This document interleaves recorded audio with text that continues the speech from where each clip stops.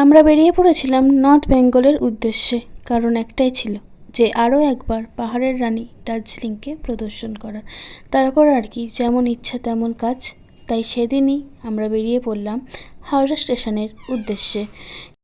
সেখান থেকে আমাদের ট্রেন ছিল কামরূপ এক্সপ্রেস। ট্রেনটি সন্ধ্যে 6:20-তে হাওড়া স্টেশন থেকে ছাড়ে এবং ভোর 5:20-র মধ্যেই এনজিপিতে পৌঁছে দেয়। আমরা একটি গাড়ি বুক করেছিলাম। আপনারা চাইলে শেয়ারিং ট্যাক্সি বা সামনেই সরকারি বাস স্ট্যান্ড আছে, ওখান থেকে বাস বুক করে খুব কম খরচেই দার্জিলিং পর্যন্ত পৌঁছে যেতে পারেন। তারপর আমরা পৌঁছালাম আমাদের অফবিট ডেস্টিনেশন সোনাদা। সোনাদাতে আমাদের কটেজ বুক করা ছিল, যেটা খুবই সুন্দর এবং চারপাশে পাহাড় দিয়ে ঘেরা। আমরা একটি কটেজ নিয়েছিলাম। কটেজটার পার ডে ভাড়া ছিল 2000 টাকা। সেদিন আমরা সারাদিন আমাদের মনোরম কটেজে বিশ্রাম নিলাম এবং পরের দিন সকালে বেরিয়ে পড়লাম মাঝি ধরার উদ্দেশ্যে, যাকে মিনি পেহেলগাঁও বলা হয়। কিন্তু হ্যাঁ, আমরা বাইক রেন্টে নিয়েছিলাম দার্জিলিং স্টেশনের পাশ থেকে।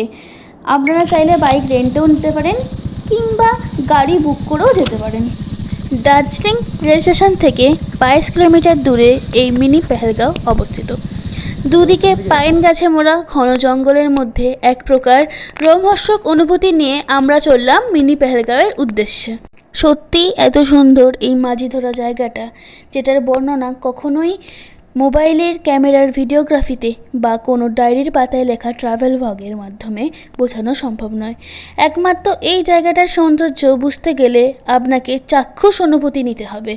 তারপর আমরা একই পথ অনুসরণ করে লামহাটা ভিউ পয়েন্ট দেখে আমাদের কটেজে ব্যাক করলাম।